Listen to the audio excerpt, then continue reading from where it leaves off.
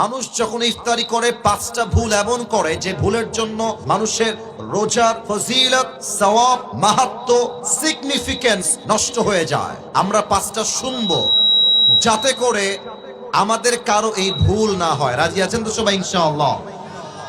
এক নাম্বার, রমজান মাসে অনেকে দেখবেন ইফতারি খেতে বসে একটা ভুল সবাই করে, বেশিরভাগ মানুষ দেখবেন মোবাইল ফোন নিয়ে রেডিওর আজান কখন হবে তারা রেডিওর আজানের অপেক্ষায় থাকে। এটা ভুল ধারণা, মাথায় রাখবেন। হাদিসে এসেছে নবী করিম সাল্লাল্লাহু আলাইহি ওয়াসাল্লাম বলেছেন, যখনই ইফতারির সময় হবে তোমরা তোমাদের ইফতারিকে গ্রহণ করো, আজানের জন্য অথবা অন্য কিছুর জন্য অপেক্ষা করবা না। আপনি যখন রেডিওর আজানের অপেক্ষা করেন, মাথায় রাখবেন, মনে করেন যে রেডিওর আজান হচ্ছে 6টা 5-এ আর আপনার ইফতারির টাইম হলো জেলার 6টার সময়।